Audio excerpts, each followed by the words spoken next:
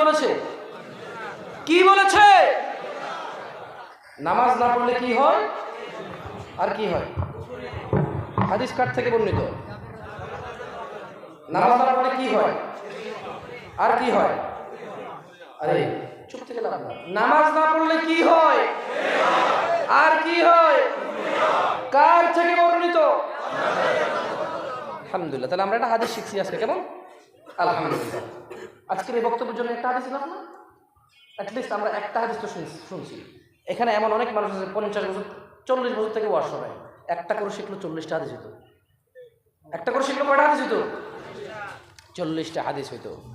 শুনেন, তাহলে আমরা এতদিন থেকে জানি যে কেউ আল্লাহ ব্যতীত অন্য কাউকে সিজদা করলে শিরিক হয়, আল্লাহ ব্যতীত অন্য কারো কাছে সন্তান চাইলে শিরিক হয়, আল্লাহ ব্যতীত অন্য কাউকে ভয় করলে শিরিক হয়।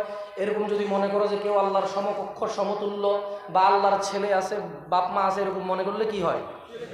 কিন্তু আজকে আমরা সুন্দর একটা হাদিস পড়েছি, কোনো মানুষ যদি নামাজ ত্যাগ করে তাহলে ওই বান্দা শিরকি আর কুফরি করে। ওই বান্দা কি করে? কি করে? শিরিকটা কি? এবার আসেন, আল্লাহ নবী সাল্লাল্লাহু আলাইহি ওয়াসাল্লামকে কারা কারা ভালোবাসেন? আলহামদুলিল্লাহ। সবাই সবাই। ওনার চাইতে উত্তম মানুষ এই পৃথিবীতে আর আসছে? আসবে? ছিল? উনি সবচেয়ে উত্তম। আল্লাহ তাআলা ওনাকে ভালোবাসে না? ওয়ালা সাউফা ইউতিকা রাব্বুকা ফাতারদা ওয়া ইন্নাকা লাআলা খুলুকিন আযীম।